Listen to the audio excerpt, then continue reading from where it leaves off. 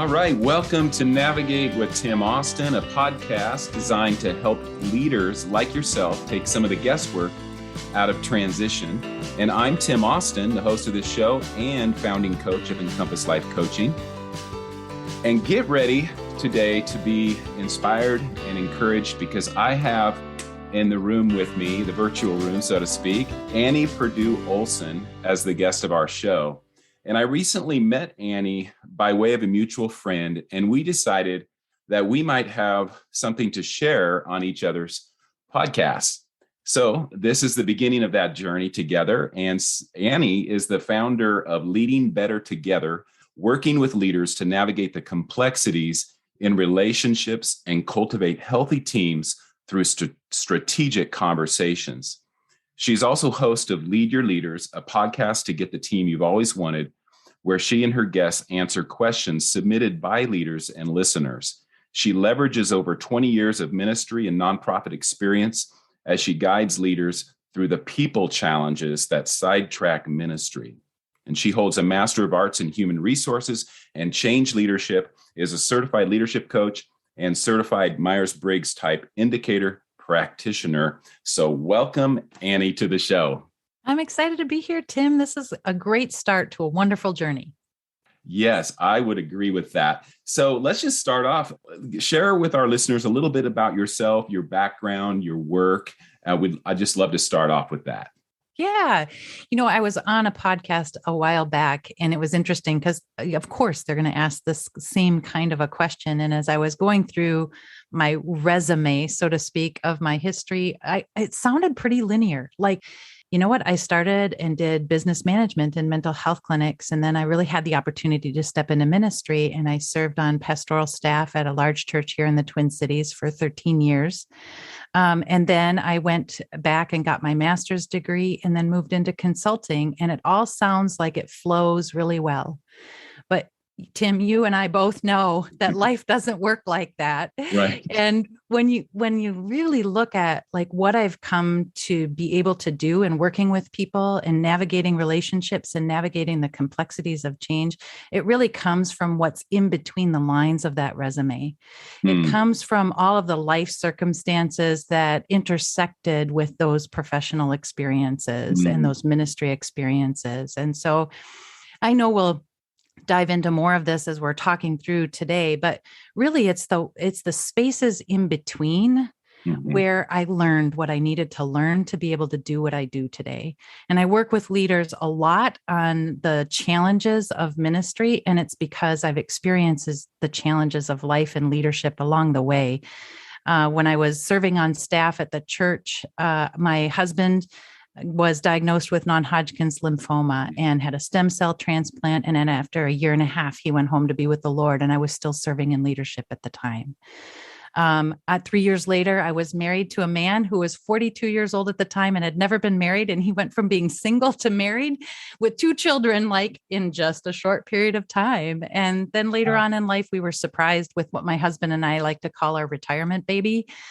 Late in life, we added another child into our story. And it's those transitions and in those spaces that I really feel like I learned the most to be able to do what I do today. I've got credentials, but it's really those spaces that have taught me what I need to know. Wow. Yeah. And those kinds of experiences, like you said, the in between the lines experiences, those are hard to put on a resume, right? Those are Right. not something you just, like you said, that linear piece is it doesn't always show up there. It shows up in the messiness. It shows up in your case, the grief and the loss, and all those struggles and highs and lows. And so, yeah, I couldn't agree with you more that, and sometimes I'm wondering, Annie, if it's the same with you, maybe it's just me, but sometimes there's that little voice that says, you're not really qualified. Right.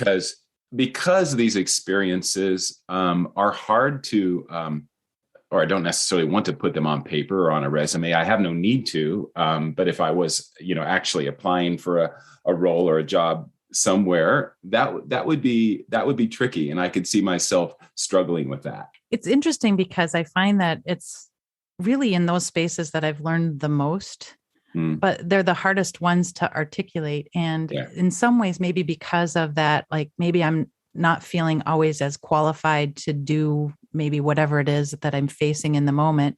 We rely on those linear resume building stuff Right. to be able to articulate like here's what I can offer. Here's what I can Right. do. But really what I offer to the people around me is what happened in those spaces in between. That's really what I bring to the table. I bring to the table the compassion that you learn in times of grief. You bring empathy. You bring insight into the messiness and how to navigate that messiness. You bring insight into those transitional spaces when everything feels so complex that you don't actually know the pathway forward, or it doesn't feel secure, or doesn't feel known. You're walking into that space of the unknown and it's all messy. It's my life experiences that really help me partner the best that I can with my clients that I have today, because life is messy and leadership is messy. And we know that. For sure. Yeah. Good word. Yeah. And so speaking of the messiness, what's in transition, what's one role, rug pulled out or a forced transition, something you didn't see coming? And I think you've already alluded to it, but maybe unpack that a little bit more for our listeners. Yeah. Well, I feel like I've had several experiences where I would classify them as the rug pulled out from under me kinds of things in my life. The one that caught me the most off guard or caught me by surprise the most is actually the birth of my daughter 10 years ago. I had just launched my business by just a couple of months when my husband and I found out that I was pregnant with her. And it took me a matter of hours before I was like, I'm all in. If it took me a couple hours to get over the shock, then after that, I was like, I am all in for this. And I actually, since I was 18 years old, I've worked full time and spent most of those years in ministry, which is really hard work. You give a lot of yourself in ministry. It's usually not a 9-to-5 kind of a job. And so I raised my first 2 kids while working full time and doing ministry, and as a single mom for 3 years of that time as well. And so as the pregnancy progressed, I was like, I'm going to stay home. I'm going to be a stay-at-home mom for the first time in my life at 42 years old. And it was a big decision. And I think maybe it's just me, Tim, but when I see the future, I have this like idealistic perspective of how amazing and wonderful it's going to be. But it wasn't as easy as I thought it would be. She was early. She had a lot of health issues because she was only 4 pounds, 5 ounces when she was born. The first 3 months was really, really difficult for her and then for me. But what was the rug pulled out from under me part of it that caught me off guard was how much I did not realize that who I was, my identity was wrapped up in what I do. I'd done ministry for so many years. I felt like that was meaningful work, that I was contributing to something meaningful. And then all of a sudden, here I was, this stay-at-home mom, changing diapers and taking care of a child who needed a lot of extra attention. Yeah. And at that identity, that tearing apart of purpose, and having that feel like it went away, was gone, that I had no sense of purpose, was surprised me. I didn't think I was as wrapped up in my career as I was. Did you put, 18 years of full-time ministry and being a mom, and then this was your third child that came in to the picture. Okay. Yeah. So all those years, and then you decided to put a pause on your business, which you were just starting up. Did you put a complete stop on that, or were you still trying to juggle some of the business piece and being a stay-at-home mom? For the first year, I pretty much put a full pause on it. If somebody was already a client, I would continue caring for the clients that I had at the time, but I did no active pursuit of any new clients whatsoever in that first year. And then after that, I sprinkled in a couple of different things that I did here or there as projects, but I ended up waiting until she was in first grade before I relaunched my business. Okay. Yeah. So that was a fairly long season of a total shift for you Yes. in terms of, yeah. So I can see, when you mentioned identity and purpose being wrapped up in who you were in that long past season. So, and that was kind of what I wanted to ask you about. Calling can feel so connected, almost inseparable at times, to purpose and identity. So our Yeah. vocation and our calling, we equate with purpose and identity. And I know I did myself when, after following 20 years of overseas life, Right. and as a global worker, as a missionary, doing lots of different roles, but really, yeah, I built an identity and a purpose around that long season of life and ministry, and then coming back to 6 years ago, back to the USA, and shifting not out of a ministry focus, but into a business model for coaching, Right. and having some time there, kind of in between of pastoring while I was building up my coaching business as well. So I was kind of juggling two things. And then I dived into just full-time coaching. But I wrestled a lot with what you're talking about, that identity, purpose. And sometimes I've wondered if it's more of a struggle with men, but maybe not. Maybe that's a false assumption. What are your thoughts around that? Well, that's an interesting question. Um, I think it possibly could be more of a struggle with men. I think maybe for me, my personality is a little bit more of a career minded. Mm-hmm. I've always been really interested in having a career. So I think that maybe it's that mindedness is like the Mm, purposefulness around providing, caring, whatever that looks like. Maybe then that identity gets maybe linked to that career motivation. And when mm. that link happens, maybe that's where we get ourselves Yeah. into trouble. Yeah. Good insight there. Yeah. I think that is very much what I've seen as well. And my wife is very much career minded too. Yeah. Um, Gosh, if we were to have a child now, that would be, um, Right. that would be, impossible. But anyways, Right. it would Yeah. be an interesting It would shift. shake your world. Plus, yeah, we've been empty nesters for, now going on a year and a half or so. So we've gotten used to this new life. We're getting used to, or still adjusting, but getting used to it. Yeah. Okay, so the struggle with purpose and identity through that shift for you. How did you wrestle with those areas, purpose and identity, through the transition? Maybe what understandings, what insights did you take away from that? It's a really good question, because I would say that it was really that first year after Briella was born was probably what I would consider maybe a more of a dark, difficult, discouraging time of my life, because I think what I had to do in that first year is just wrestle with the grief. Mm, And I don't think that we always give ourselves space to do that. I think I didn't have a choice to give myself space to do that, because I was home with this little girl who needed a lot of extra attention. Um, and it was me, I was the one there mhm, doing that and providing for her. And so mm, it really put me in the place where I had to wrestle with the grief. I couldn't just pick up another job or go after another pursuit of career. I actually had to face the fact, that my idea of what was meaningful and what was purposeful was not what I was experiencing at the mm. moment. And I think it really took a year for the Lord to really extract maybe some of that from my heart. And I think that was a grieving process that was part of that transition for me.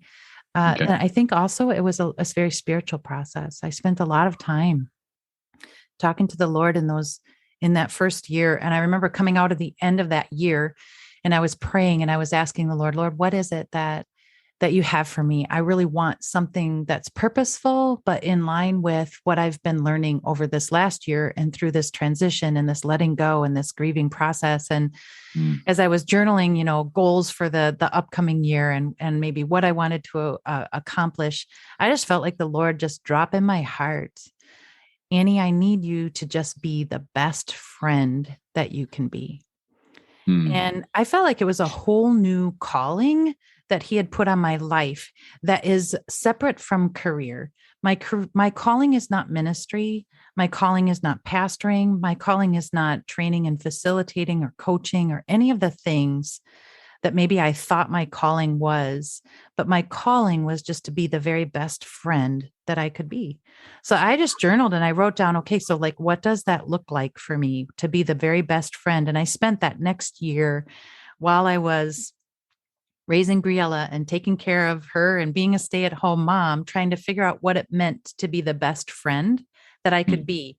And so one of the things that I did that was really, I had a membership at the YMCA here locally, and anytime and every time I could get a guest pass, I would get a guest pass. And with every guest pass, you got 2 hours of free childcare for someone that you would bring along with you. So I was a part of a mom's group at the time, and all these young moms with young children, and they're stressed out and not getting a break. And so I started bringing them along with me to the Y, and they could get 2 hours of free childcare, and we would walk and talk or work out. And it was just this space. I was creating this space to just really give them this gift of time, a gift of time for themselves that they didn't have. And so I got to the point where I actually at one point had over 30 guest passes.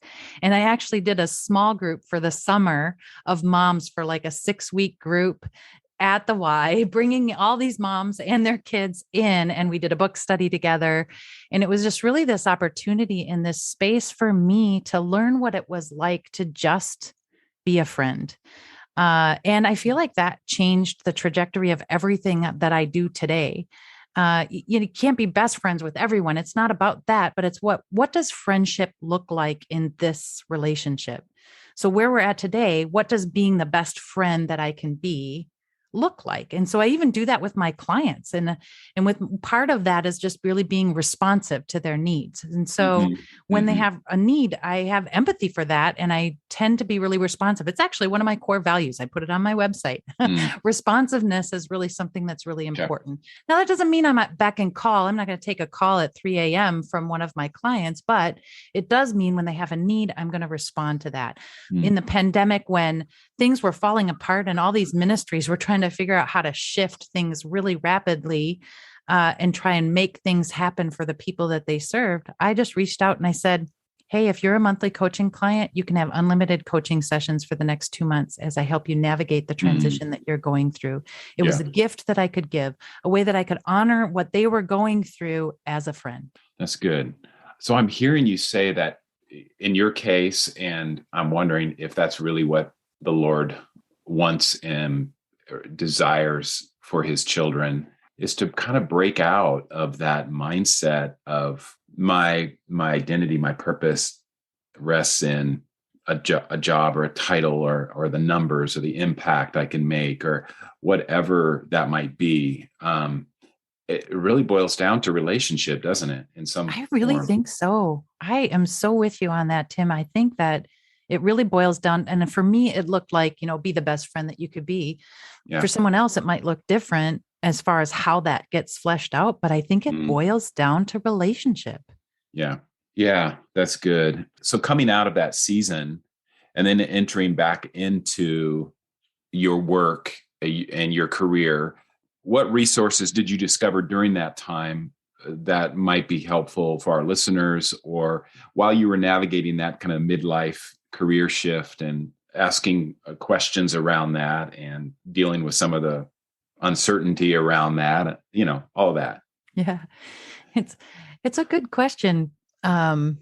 As I think back to that season in my life, there's a couple of resources. I don't know if you'd call them resources, but a couple of things that I leaned into pretty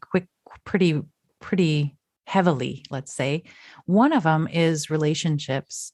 I did have some close friends, and during that grieving process, I think sometimes we need partners in our grief, people who will understand, that we can lean on, when we're going through that grieving process. So I would say that those friendships were really important. I also think that joining that moms group was probably one of the best decisions I ever made. I joined that group when Briella was probably about 10 months old. And I felt really awkward. It felt awkward because all of the moms in that group were about in their 20s, and here I was in my 40s. And so it was a very awkward thing to get over myself and just go, okay, just don't get a hang up on your age. Go in, dive in, step out, be brave, do this thing. And I joined that moms group. And I think that was a really helpful thing for me as far as a resource. As Briella got older and was in preschool, my husband and I actually took a Bible class together, which was really interesting. I think that was a really great resource because it's an opportunity to learn. I think when you step out of or step back from those kinds of things that it is of our career and the push to do and produce and perform, we get to enter into a new space where we can learn. And so I learn by taking classes. I know some people learn by reading, but whatever it is, that whatever is your source of learning, to be able to step into that space and learn. And my husband and I taking a class together was really, really helpful. I'd gone to Bible college. I was a pastor for a season. My husband is an engineer. He's got his PhD in particle science. So he studies dust, so not the Bible. And so for us to do something like that together, it was really a powerful experience for us. I like to learn. He likes to learn. Us to do that together, put us maybe even on a different playing field when it comes to even spiritual conversations in our marriage. And so I would say that was a resource that was really, really, really powerful in that season as well, learning. Yeah. So this might be a good time to ask you about a couple things I've heard you say in your podcasts, which we'll be able to point our listeners to as well. But I've heard you say a couple things. One is you were telling a story, because I think this really goes back to relationships, which seems to be a theme in our conversation. You were telling a story. I don't know if it was a client or just a friend, but you can kind of unpack that a little bit. But they said to you, "You listened me into awareness." Yes. And boy, that's a big part of relationships. So maybe unpack that a little bit. What was that like? And I think it does go back to, I always have this mindset that's going on for me is, how can I be the best friend that I can be in this situation? Mm-hmm. And that particular story was over lunch with a colleague of mine, also a fellow coach. So someone who really understands the power of questions and the power of listening. And she was processing something that was going on in her life, often, like most of us, an intersection of both professional and personal. And I just simply asked her about it and gave her my full on attention. It's body language. It's leaning in when they're having the conversation or when they're sharing, and it's asking the question at the right time, or maybe rephrasing something that you heard them say that creates an aha moment. And I was just being me. I was just being a friend who listens. And at the end of the conversation, she turns to me and she said, "You just listened me into awareness." And she recaptured kind of what was the essence of the conversation as she rephrased it. And I was like, you got to trademark that, because you listened me into awareness is such a powerful phrase. I mean, you just can't be a better friend than that. You can't be a better boss than that. You can't be a better parent than that. It's just That's like good. You listened me into awareness. Mm-hmm. Mm-hmm. Right. And then what's happening is that the person on the other end is processing, and through that processing, they're getting clarity. They're getting focus. You're drawing out just by listening that awareness, right? And so I love that. I love that phrase, listen into awareness, because I think transition seasons are such a pivotal place and such a critical place to for us to have strategic listening partners in our lives, right? Ooh, People I like who that will phrase. hold I like space, that phrase a lot. hold space for us, and really just be there to allow us to process and to unpack our stories, to debrief. And that's one of the things I've learned in doing transitions coaching is a lot of it is, I call it debriefing coaching, at least at first, when I'll begin a coaching journey with a client who's in a big transition season, because there's so much stuff to unpack there, Right. and which gives them clarity and focus for the now, and helps them move forward. So I just feel like that's such an important piece. It was for me.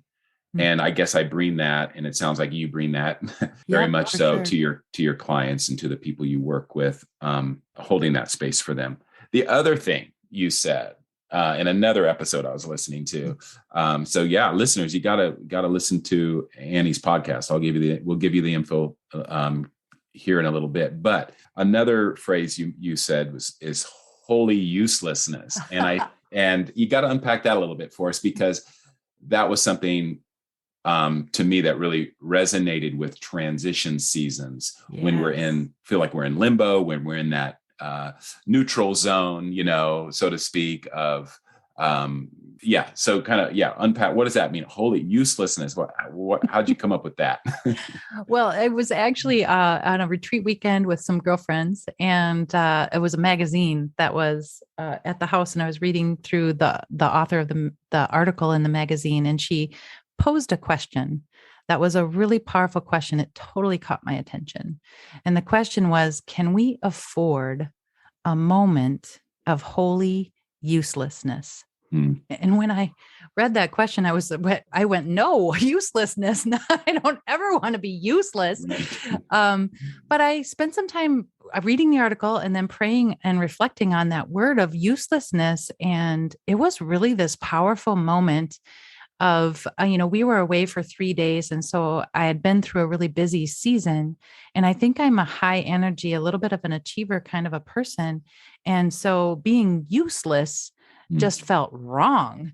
But then as I reflected on it, I think that there's this really powerful space where when we experience a moment of holy uselessness, it's an invitation.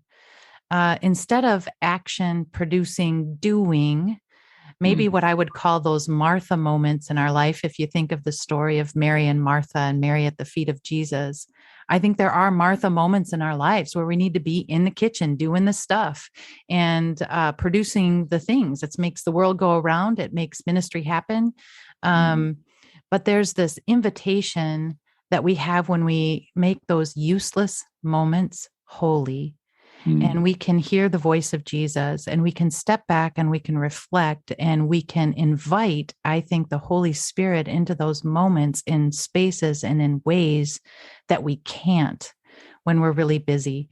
And I think transitions are the ideal time to Yeah. give ourselves permission to experience and be intentional, maybe even about holy uselessness. Yeah. I love that phrase, because I think that, a lot of times we get this especially prolonged transition seasons where Mhm. we're not getting the answers we want, our expectations aren't being met, whatever that is there that that causes some of that uneasiness, which I think is uncertainty, you Yes. know, all that uncertainty, but being able to be okay with the uncertainty, to be okay in that space. And so it's really a struggle, even for me, as more of I'm a 9 on the Enneagram, even for me to be okay with just embracing some of that time, of that in between time, as Yeah. opportunity to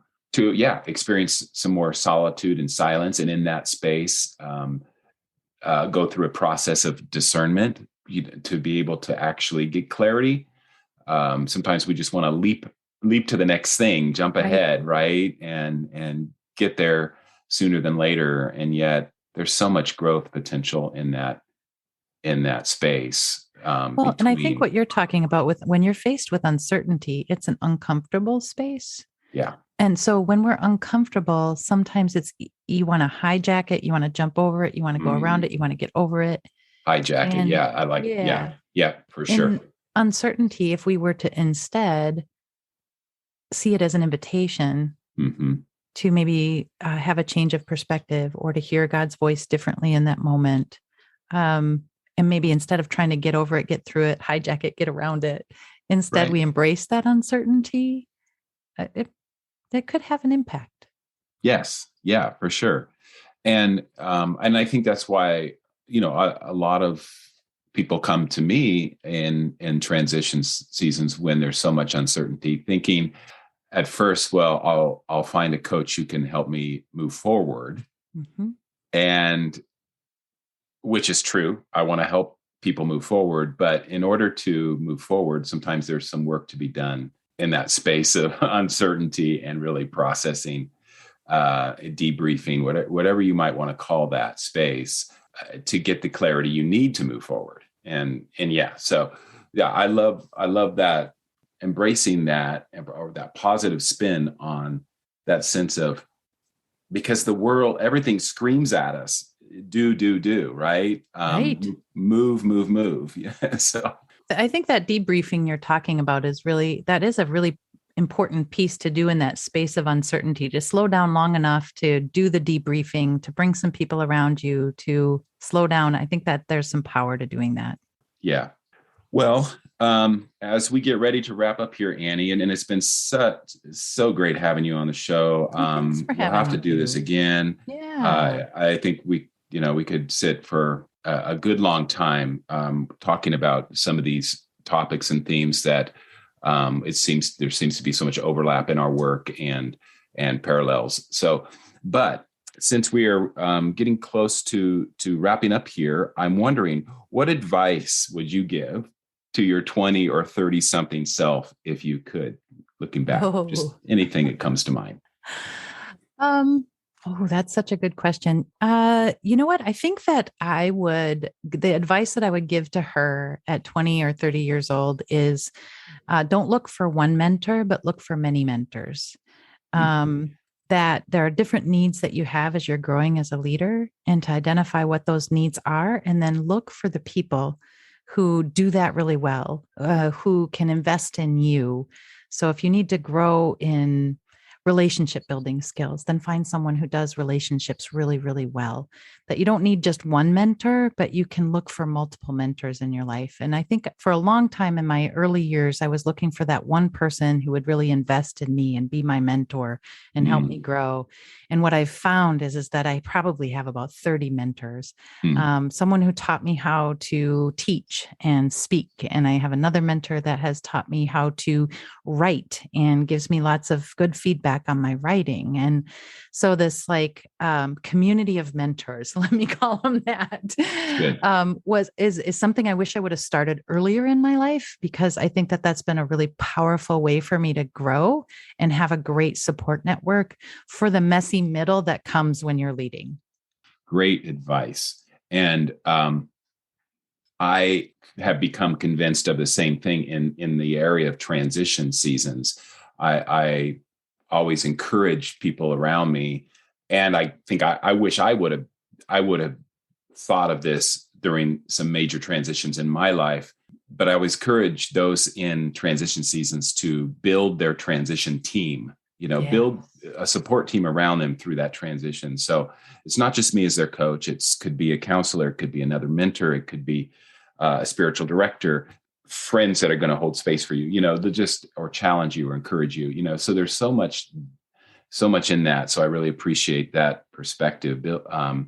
Don't just look for that one individual, because there's so many facets of transition, and so many ways that people can give input into our lives that we need during these times. So great advice, Annie. Thanks.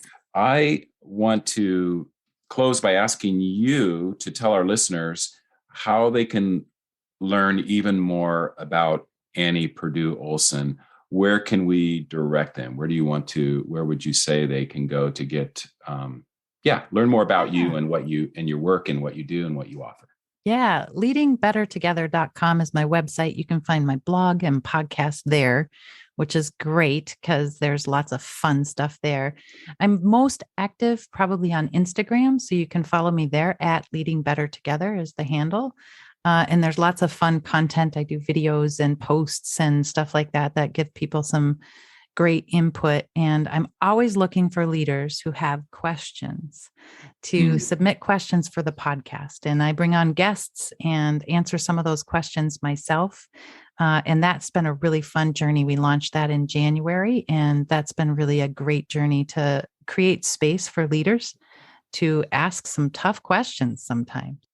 Yes. Well, and I will put links to those to the podcast and those other areas where you hang out. I'll put links in the show notes so our listeners can find you in the show notes as well and be directed. I just want to say again, thank you, Annie, so much for joining me for this conversation. Appreciate so much what you do in the workplace, who you are as a leader, and how you're encouraging and equipping and resourcing other leaders as well. So thank you, Annie. Thank you so much, Tim. I'm really, really honored to have been here. Well, you have been listening to Navigate Podcast, and I've been your host, Tim Austin. I am head coach at EncompassLifeCoaching.com. And if what we talk about here on this podcast has been encouraging to you, has been resourceful for you, and you'd like to give us a review, we'd love for you to do that. Any review you can give will just help expand our listening audience, get the word out. So please head over and give us a review on your favorite listening platform, and check us out on EncompassLifeCoaching.com, and we'll catch you next time.